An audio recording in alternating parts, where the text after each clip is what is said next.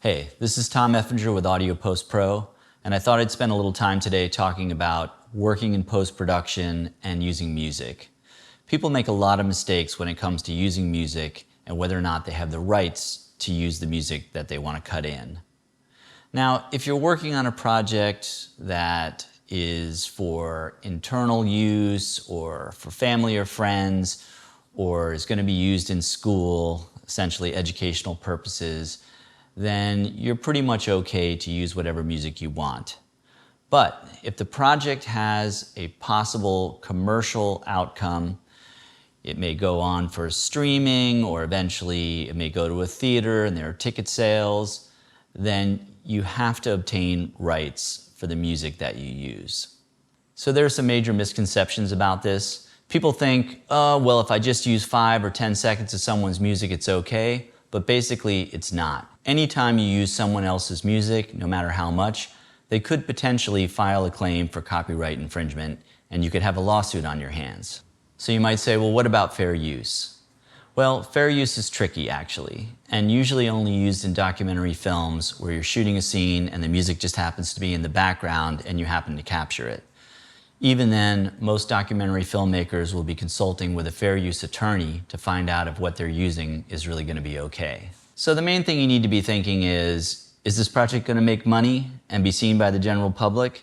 Then you really need to get the rights for the music that you use. A really common mistake I see is people think, well, I'll just cut in popular music to start and then later I'll replace it with something else. This is usually a really bad idea, because you're going to get attached to that music and then you're going to feel disappointed when you can't have it in the end. And secondly, you really should be cutting with music that you can use because it may influence how you're editing.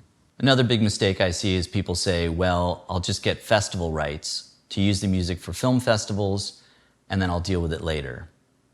This is usually a bad idea because you may negotiate a low rate at first, but then if the project sells, you're going to have to either pay a much higher rate for that music, or you're going to have to go back into post-production and replace the music at usually a fair expense. So what are some of the solutions to this problem? One of the things you can do is find a local band or musician and get the rights to use their music in your project. Usually you can give them a screen credit or negotiate a very low rate, and this is a great way to go. Another possibility is you hire a composer or you hire a music supervisor. Music supervisors, their job is to find you music that you can get the rights to at a reasonable rate and give you that music so that you can experiment and cut in what you want. Another great way to go is to use a music service or library.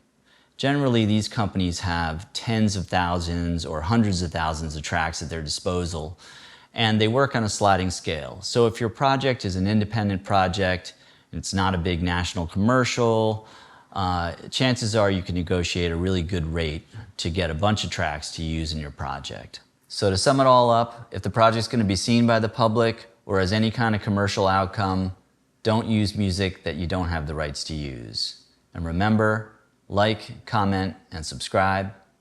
Thanks.